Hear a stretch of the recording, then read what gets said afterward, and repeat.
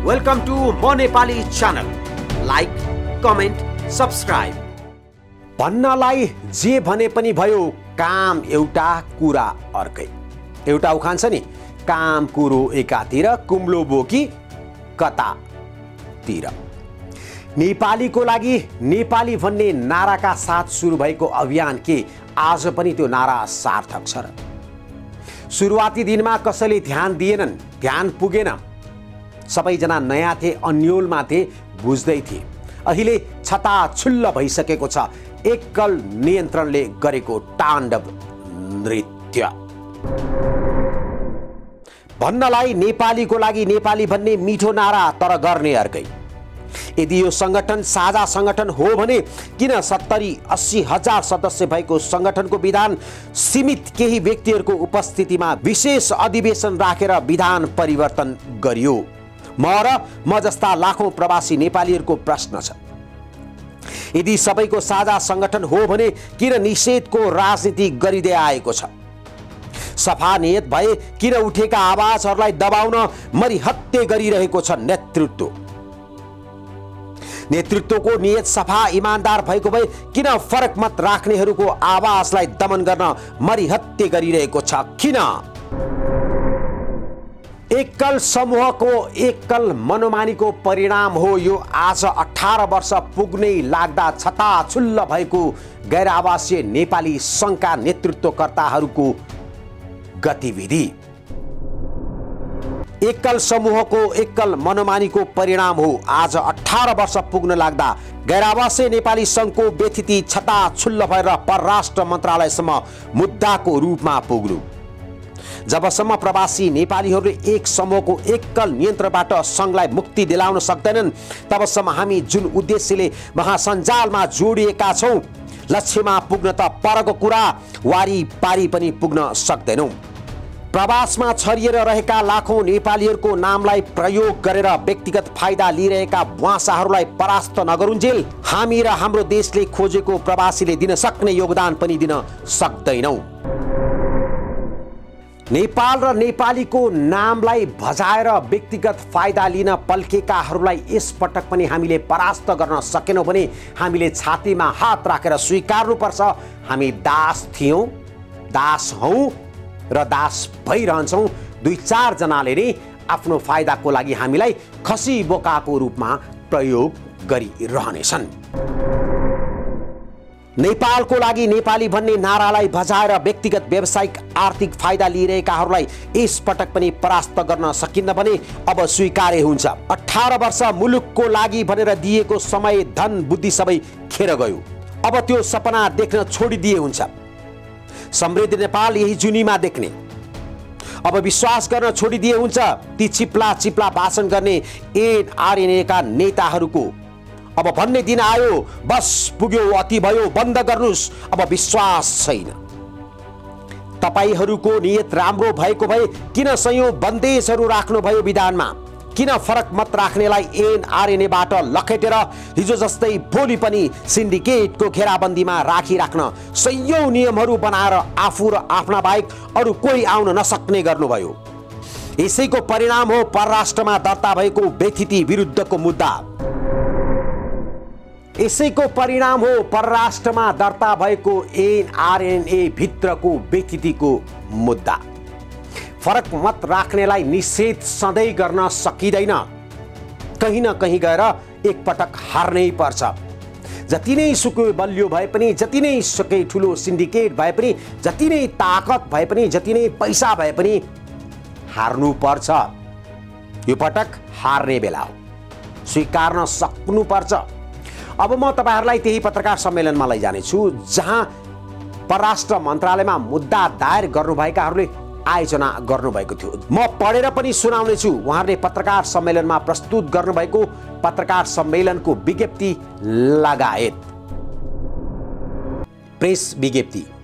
आदरणीय पत्रकार साथीहरू नमस्कार। गैर आवासीय नेपाली संघको आगामी 10औं महाधिवेशनका सन्दर्भमा भए गरिएका क्रियाकलाप र सङ्घको केन्द्रीय सचिवालयले 10औं महाधिवेशन सम्पन्न गर्ने क्रममा गरेका काम कारबाही तथा निर्णय सङ्घको विधान विपरीत भएको र त्यसको कारणले सङ्घमा आबद्ध 64 मुलुकको बाध्यता र निर्वाचनमा सहभागिता सम्बन्धमा गम्भीर समस्या सिर्जना भएकोले तपाईहरूलाई सत्य तथ्य जानकारी गराउन यो पत्रकार सम्मेलन आयोजना गरेका छौँ। गैर-आवासीय नेपाली सङ्घले केही समयदेखि प्रारम्भ गरेको निर्वाचन प्रक्रिया पूर्ण रूपमा धाँधलीपूर्ण र सङ्घको विधान प्रचलित मान्यता र न्यायिक सिद्धान्त विपरीत भएको हुनाले सङ्घको भविष्य, यसमा आबद्ध सम्पूर्ण एनआरएनएहरूको भविष्य र विश्वभरि रहेका गैर-आवासीय नेपालीहरूको हक अधिकारका लागि हामी एनआरएन अमेरिकाका सल्लाहकार वेद प्रसाद खरेल, एनआरएनए मानार्थ सदस्य नवराज ओली कतार, आइसिसी पूर्व सचिव जानकी गुरुङले परराष्ट्र मन्त्रालयमा धाँधलीको प्रमाणसहित उजुरी दर्ता गराएका छौँ। गैर-आवासीय नेपाली सङ्घ आइसिसीका महासचिव हेमराज शर्मा तथा सचिव गौरीराज जोशीले सञ्चालन गरेको सचिवालयले सङ्घको विधानलाई आफू खुसी व्याख्या गर्ने, आफ्नो अनुकूल नरहेका एनआरएनएलाई बिना कारण दुःख दिने, विभिन्न देशबाट छानिएर आउने प्रतिनिधिमा दोहोरो तेह्रो मापदण्ड अपनाउने काम गरेकाले सङ्घको भविष्य र विश्वभरि छरिएर रहेका नेपालीहरूको हक हित र अधिकारको संरक्षणका लागि हामी बाध्य भएर उजुरीको तहसम्म पुग्नु परेको बेहोरा जानकारी गराउन चाहन्छौँ। गत जुन महिनामा महासचिव शर्माले एनसिसीहरूको चुनाव नहुँदै पुरानै एनसिसीहरूलाई अगस्त 15 भित्र 65% प्रतिनिधि चयन गरी पठाउन पत्र लेखे, जसअनुसार अधिकांश पूर्व एनसिसीहरूले विधान विपरीत एकलौटी रूपमा प्रतिनिधिहरूको नामावली पठाएको खुलासा भएको छ। उक्त कुरा र निर्देशन नै सङ्घको विधान विपरीत रहेको छ। आदरणीय पत्रकार साथीहरू, विभिन्न देशका एनसिसीहरूले विधान सम्मत रूपमा चयन गरी पठाएको डेलिगेट्सको नामावली सचिवालयले आफू खुसी हेरफेर गरेको र निर्वाचनलाई प्रभावित पार्ने उद्देश्यले महासचिव शर्मा र सचिव गौरी जोशीले काम गरेको हुनाले आइसिसीले गरेका विभिन्न 19 वटा कमजोरी तत्काल सुधार गर्नका लागि परराष्ट्र मन्त्रालयबाट तत्काल आवश्यक कदम चाल्न हामीले माग गरेका छौँ। हामीले निवेदनमा विधान विपरीत सार्वजनिक गरिएको नामावली नछचिएसम्म आगामी अक्टोबर 23-25 का लागि तोकिएको सङ्घको महाधिवेशन सम्बन्धी कुनै पनि काम कारबाही तत्काल अगाडि नबढाउन गैर-आवासीय नेपाली सङ्घको अन्तर्राष्ट्रिय समन्वय परिषद र सचिवालयको नाममा निर्देशन जारी गर्न पनि माग गरेका छौँ। विभिन्न एनसिसीहरूले पटक पटक उजुरी गर्दा पनि अध्यक्ष कुमार पन्त तथा केन्द्रीय सचिवालयमा रहेका व्यक्तिहरूले कुनै सुनवाई नगरेको र सङ्घले अहिलेसम्म ती उजुरीहरूबारे आधिकारिक रूपमा केही सल्लाह परामर्श र प्रक्रिया नथाली एकलौटी रूपमा निर्वाचन प्रक्रिया अगाडि बढाउने गलत भयो भन्नेहरूको आवाज दबाउने र पेलेर लैजाने काम भएकोले हामी बाध्य भएर परराष्ट्र मन्त्रालयमा उजुरी दिएका हौँ। तपाईहरूको जानकारीका लागि हामी प्रश्न पार्न चाहन्छौँ। गत साता परराष्ट्र मन्त्रालयले एनसिसीहरूको निर्वाचनमा प्रविधिको दुरुपयोग गरिएको, एनसिसीहरूको अधिवेशनका लागि तोकिएको मितिभन्दा पछि पनि अधिवेशन गरिएको, तोकिएको मितिभन्दा पछि पनि महाधिवेशन प्रतिनिधि चयन गरिएको, उम्मेदवार भएका व्यक्तिहरू नै निर्वाचन प्रक्रियामा सहभागी भएकोले निर्वाचनको निष्पक्षतामा प्रश्न उठेको, निर्वाचन आचार संहिता पालना तथा लागू नगरिएको, महाधिवेशन प्रतिनिधिहरूको विवरण सङ्घको वेबसाइटमा प्रकाशित गरिएको लगायतका विषयमा 5 दिनको समय दिएर एनआरएनए आइसिसीसँग स्पष्टीकरण माग गरेको थियो। परराष्ट्रले सोधेको स्पष्टीकरणका बारेमा गम्भीर भएर जवाफ दिनुको साथै समस्या समाधान गर्नुको सट्टा केन्द्रीय समितिले झारा टार्ने र सङ्घमा परेका उजुरी समाधान गर्न तत्परता नदेखाएकाले गर्दा हामीले उजुरी दिनु परेको हो। गैर-आवासीय नेपाली सङ्घ 2003 विक्रम सम्वत 2060 सालमा स्थापना गर्ने निर्णय भए पश्चात नेपाल सरकार परराष्ट्र मन्त्रालयमा विधिवत रूपमा दर्ता भई नेपाल तथा विदेशमा समेत आफ्ना आफ्ना गतिविधिहरू सञ्चालन गरिरहेको गैर-आवासीय नेपालीहरूको एकमात्र साझा सङ्घ हो। परराष्ट्र मन्त्रालयमा दर्ता भएका कारणले सङ्घको विधान र निर्णयहरूमा एकरूपता नभई विवाद भएको अवस्थामा प्रचलित कानुन बमोजिम एकरूपता कायम गरी विवादको समाधान गर्ने एकमात्र निकाय परराष्ट्र मन्त्रालय नै हो। त्यसैले हामी यो मन्त्रालयमा निवेदन दिन बाध्य भएका हौँ। के छ सङ्घको विधानमा? गैर-आवासीय नेपाली सङ्घको अन्तर्राष्ट्रिय महाधिवेशनमा मतदानको अधिकार सहित भाग लिनका लागि सम्बन्धित राष्ट्रिय समन्वय परिषदले गैर-आवासीय नेपाली सङ्घको विधान 2003 संशोधन सहितको अनुसूची 6 अनुसार संस्थामा प्रतिनिधि चयन गर्ने भन्ने विधानको व्यवस्था रहेको छ, जस अनुसार सङ्घको विधानको धारा 13 क अनुसार राष्ट्रिय महाधिवेशनबाट 25% निर्वाचित हुने, धारा 13 ख अनुसार राष्ट्रिय समन्वय परिषदको सिफारिसमा महिला युवा सहित सङ्घको अभियानमा उल्लेख्य योगदान गरेका व्यक्तिहरूको मध्येबाट 10% धारा 13 ग अनुसार अन्तर्राष्ट्रिय समन्वय परिषद र राष्ट्रिय समन्वय परिषदका वर्तमान र विगतमा काम गरिसकेका व्यक्तिहरूबाट 65% प्रतिनिधि चयन हुने र 15 जना प्रतिनिधि अन्तर्राष्ट्रिय कार्यकारी सचिवालयको सिफारिसमा सङ्घको अध्यक्षले मनोनयन गर्ने भन्ने व्यवस्था रहेको छ। सङ्घको विधानको धारा 13 ख बमोजिम 10% र धारा 13 ग बमोजिम 65% प्रतिनिधिहरूको सिफारिस सम्बन्धित बहालवाला राष्ट्रिय समन्वय परिषदले गर्ने सङ्घको पूर्व अभ्यास र विधानको व्यवस्था रहेकोमा विवाद छैन। तर त्यस्तो निर्विवाद विषयमा पनि उक्त अभ्यास र विधानको व्यवस्था विपरीत सङ्घको विधानको धारा 13 ख र 13 ग बमोजिमका प्रतिनिधिहरूको चयन र सिफारिस निर्वर्तमान राष्ट्रिय समन्वय परिषदहरू सन् 2019-21 ले गरेको सिफारिस अन्तिम वा मान्य हुने भनी अगस्त 2021 मा बसेको सङ्घको अन्तर्राष्ट्रिय समन्वय परिषद ICC को बैठकले निर्णय गरेको छ। अन्तर्राष्ट्रिय समन्वय परिषदका बहालवाला उपाध्यक्ष सोनाम लामाले सो निर्णयमा विरोध जनाई लिखित रूपमै फरक मत जाहेर गर्नुभएको छ।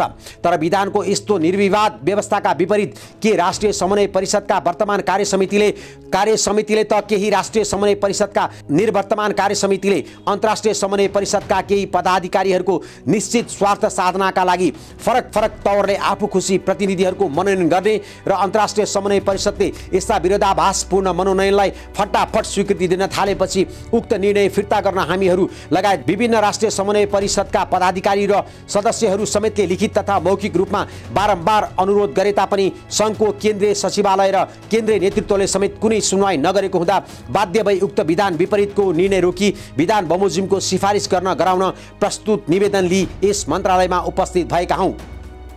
सङ्घभित्र जारी विकृति विसङ्गति अन्त्य गर्ने यो अभियानमा हामीलाई सङ्घका हजारौं सदस्य तथा शुभेच्छकहरूको साथ एवं समर्थन रहेको छ।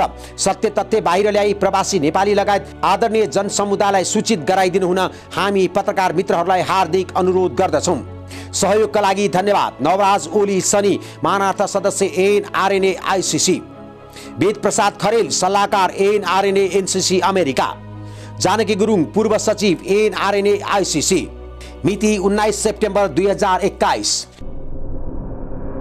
परराष्ट्रमा दायर भएको मुद्दा उहाँहरूको रहर होइन, बाध्यता हो। यसरी बुझिदिनु होला। फरक मतलाई दबाउन खोज्दा, फरक आवाजलाई सधैँझै दबाउन खोज्दाको परिणाम हो, यो रहर होइन। त्यसैले एकल नियन्त्रणमा आजसम्म गर्दै आउनुभएकाहरूले बुझ्नु जरुरी छ। समय परिवर्तन भइसक्यो, अब सबै बुझ्ने भइसके। हिजोको जस्तो हामीले अब लाद्न सक्दैनौँ। परराष्ट्र मन्त्रालयले गत सोमबार वर्तमान अध्यक्ष कुमार पन्तलाई बोलाएको थियो परराष्ट्रमा दायर भएको मुद्दाको बारेमा कुराकानी गर्न। परराष्ट्रले धेरै प्रश्नहरू उठायो, सयौं प्रश्नहरू उठ्यो, तर कुमार पन्तले बाहिर आएर जसरी भने त्यो सत्य थिएन। त्यो कुरा त मिडियामा छताछुल्ल भइसक्यो। उनले ढाँटे, उनले लुकाए।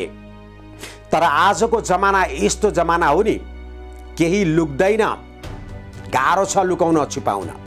एकल नियन्त्रण विरुद्ध परेको यो मुद्दाले यसपटक पनि छिनोफानो भएन भने सकियो। किनकि 18 वर्ष भनेको धेरै लामो समय हो। एउटा बच्चा जन्मिएर देशको नागरिक भएर मताधिकार प्रयोग गर्न पाउने उमेर हो, सक्ने उमेर हो। 18 वर्षपछि ऊ स्वतन्त्र हुन्छ। सायद अब गैर आवासीय नेपाली सङ्घ स्वतन्त्र हुनलाई नै होला। यदि यसै गरी हिजोको दिनमा जस्तै एकल नियन्त्रणलाई नै कायम राख्नको लागि यहाँहरू लागि पर्नुभयो र अर्को गैर आवासीय नेपाली सङ्घको जन्म भयो भने यसको दोष तपाईँहरूलाई लाग्छ, जसले एकल नियन्त्रण गरेर सङ्घलाई आजसम्म यहाँ ल्याउनुभयो, व्यक्तिगत फाइदा लिनुभयो, व्यक्तिगत रूपमा प्रयोग गर्नुभयो। यसको अभिभारा लिन तयार हुनुहोस् भन्दै आजको लागि बिदा माग्दछु।